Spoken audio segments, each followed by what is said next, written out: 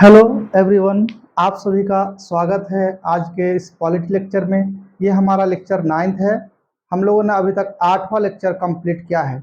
पिछले लेक्चर में हम लोगों ने जाना कि 1861 का एक्ट, जिसमें लॉर्ड कैनिंग को कुछ अधिकार प्राप्त हुआ था, उसी तरह आज हम लोग पढ़ेंगे कि 1892 के भारत परिषद अधिनियम में कौन कौन सी प्रावधान है। एक इम्पॉर्टेंट और महत्वपूर्ण बात यह है कि जितने भी एक्ट्स आए, सबका कुछ ना कुछ अलग अलग नामकरण और विशेषताएं जरूर है। जिस तरह के 1861, 1892 और 1909 यानी 1909, ये तीनों एक्ट को भारत परिषद अधिनियम कहा गया है। इंडियन काउंसिल एक्ट नाम पे आप ध्यान रखेंगे जरूर। उसी तरह 1958 के अधिनियम को क्या कहा गया था? भारत शासन अधिनियम। यह है भारत परिषद अधिनियम। इस डिफरेंट को आप जरूर दिमाग में रखेंगे।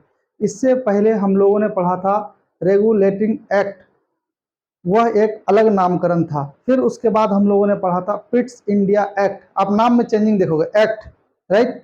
उसी तरह फिर हम लोगों ने पढ़ा था 1833 का अधिनियम यानी एक्ट, चार्टर एक्ट। चार्टर 1833 से लेकर के आपका 1850 सॉरी यस 1853 तक ये चार्टर चार्टर नाम पड़ा और चार्टर के बारे में बताया था।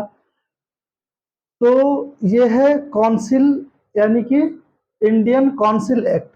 इसका प्रावधान क्या था दोस्तों कि केंद्रीय और प्रांतीय विधान परिषद में अतिरिक्त अतिरिक्त एक्स्ट्रा गैर सरकारी सदस्य बढ़ाया गया, और परंतु इसमें सरकारी सदस्यों का बहुमत रहा। क्या मतलब? इससे पहले 1861 में क्या हुआ था? पहली बार अंग्रेजों ने देखा कि बिना भारतीय के सहयोग के हम शासन नहीं चला सकते हैं, तो उसने क्या क्या कानून बनाने की प्रक्रिया में भारतीय को शामिल करने की परंपरा की शुरुआत की। उसके बाद इसी चीज को 1892 में फिर थोड़ा सा विस्तार करता है। अब विस्तार करने के बाद क्या करता है कि जो केंद्र था, अभी जिस तरह केंद्र और राज्य है, उस समय उसी तरह केंद्र और प्रांत हुआ करता था। इस तरह स्टेट सिस्टम, राज सिस्टम तो था नहीं। जो रजवाड़े होते थे जो रजवाड़े होते थे उन रजवाड़ों के भी कोई राजा होता था, और वह जो है वहां पे अलग से वो शासन करते थे, तो उसको राज्य या प्रांत कहा जाता था। तो क्या हुआ ना कि केंद्र लेजिस्लेटिव सेंटर, केंद्र में गवर्नर या फिर वायसराय का चलता था, और जो प्रांत होता था उसमें गवर्नर हुआ करता था। तो पहली बार क्या हुआ 1892 में, कहा गया कि केंद्र का जो विधान परिषद होगा, लेजिस्लेटिव काउंसिल होगा, उसमें आप नॉन ऑफिशियल मेंबर यानी गैर सरकारी सदस्य, जो कि सरकारी सदस्य नहीं है, सरकारी मेंबर नहीं है, उसको आप नियुक्त कर सकते हैं। किस हिसाब से? अगर आपको प्रांतीय विधान परिषद या फिर बंगाल चेंबर ऑफ कॉमर्स की सिफारिश हो, यानी प्रांतीय विधान परिषद और बंगाल चेंबर ऑफ कॉमर्स के सिफारिश पर जो भी कैंडिडेट आएंगे उसको नियुक्त किया जाएगा। किसके द्वारा? वायसराय के द्वारा। किसके द्वारा? वायसराय के द्वारा किया जाएगा।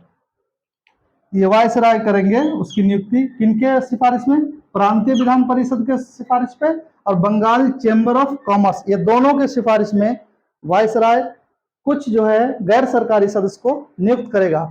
बट इसमें एक कंडीशन ये रहा कि कहा गैर सरकारी सदस्य को आप जितना भी नियुक्त करें, बट सरकारी सदस्य का बहुमत बना रहना चाहिए, ये प्रावधान किया गया। यानी कि नाम मात्र इंडियन को एक संतुष्टि देने के फिराक में नाम मात्र का एक नियुक्ति शुरू किया। बट ऐसे नियुक्ति से क्या फायदा कि आपकी बहुमत ही ना हो और आपका कुछ हो ही नहीं, सिर्फ नाम मात्र का जो उच्च वर्ग के लोग हैं उनकी नियुक्ति हो जाती थी। इसमें पब्लिक या जनता का कोई सरोकार नहीं था, कोई लेना देना नहीं था इस पर। अब देखो, विधान परिषद के कार्य को बढ़ा दिया गया। यानी जो केंद्रीय विधान परिषद या फिर प्रांतीय विधान परिषद था उसमें उसकी फंक्शन को बढ़ा दिया गया। और क्या प्रावधान किया गया कि जो भी सदस्य होंगे, अब तक इससे पहले जो भी बजट पेश होता था इस बजट पे बहस करने की अनुमति नहीं थी। यानी कि सदस्य तो होंगे बट केंद्र जो पास कर देगा या ब्रिटिश गवर्नमेंट जो पास कर देगा वो सर्वमान्य होगा, उस पर किसी भी प्रकार का कोई भी प्रश्न नहीं पूछा जा सकता था। बट अब एक प्रावधान दिया 1892 में कि आप जो भी बजट पेश होगा उस पर आप बहस कर सकते हैं, चर्चा कर सकते हैं। ये एक प्रीलिम्स का इंपॉर्टेंट क्वेश्चन हो सकता है कि 1800 आपको ऑप्शन दे देगा किस अधिनियम में सर्वप्रथम बजट पर चर्चा करने की स्वीकृति दी गई, तो आप 1892 दिमाग में रखना, राइट। उसी तरह कार्यपालक से प्रश्न पूछने का क्षमता भी दिया गया, यानी इसको भी अधिकृत किया गया कि आप अगर चाहें तो कार्यपालक से भी, जो एग्जीक्यूटिव मेंबर हैं उससे भी आप क्वेश्चन पूछ सकते हैं कि फला काम या अमुक काम क्यों नहीं हुआ। इससे रिलेटेड कोई भी प्रश्न इनसे किया जा सकता है।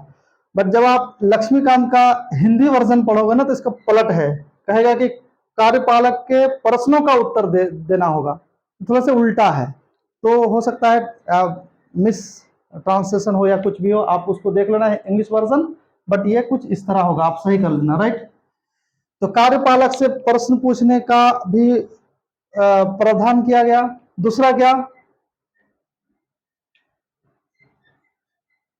एक इंपॉर्टेंट बात, सबसे बड़ी इंपॉर्टेंट बात यह है कि जो बजट शब्द का प्रयोग है, ये बजट, ये जो बजट हम लोग सुनते हैं ना हर साल जो बजट पेश होती है, ये सबसे पहले भारत में बजट का प्रावधान शुरुआत हुआ, यानी बजट का प्रावधान लाया गया 1860 में। याद रखना, प्रथम बार 1860 में बजट अवधारणा को लाया गया था।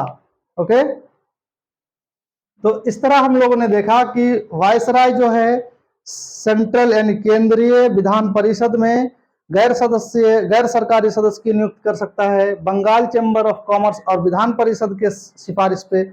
उसी प्रकार दोस्तों क्या हुआ, प्रांत विधान परिषद में, वो तो केंद्र था, यह है प्रांतीय विधान परिषद में जिला परिषद, याद रखना आप, नगर पालिका, ये सब याद रखना, विश्वविद्यालय या व्यापार संघ या फिर जमींदार और चैम्बर ऑफ कॉमर्स की सिफारिशों पर गवर्नर गैर सरकारी सदस्यों की नियुक्त करने का अधिकार दिया गया इसको।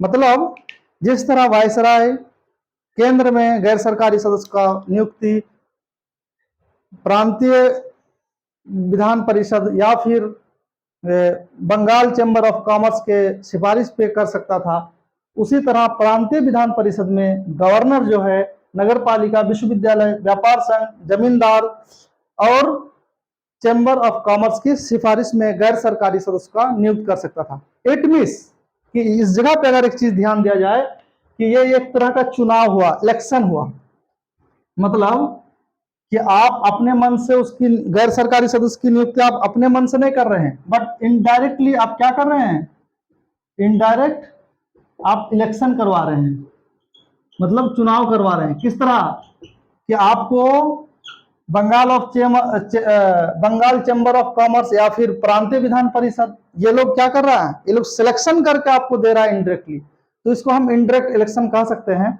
हालांकि इलेक्शन शब्द का प्रयोग इस अधिनियम में नहीं किया गया था, इस चीज को आप याद रखना, इलेक्शन शब्द का प्रयोग इसमें नहीं किया गया था। और एक सीमित कंसेप्ट था कि आप व्यापक तरीके से आप किसी को नियुक्त नहीं कर सकते, बट इन लोगों के सिफारिश में, इन लोगों के रिकमेंडेशन में आप कुछ गैर सरकारी सदस्य की नियुक्ति कर सकते हैं। हम लोग आगे पढ़ेंगे कि सर्वप्रथम इलेक्शन का कंसेप्ट किस अधिनियम में आया और कब से ये इलेक्शन शब्द का प्रयोग किया गया, यह भी आपके क्वेश्चन में पूछता है। इसके बाद हम लोग उसी पे चर्चा करेंगे।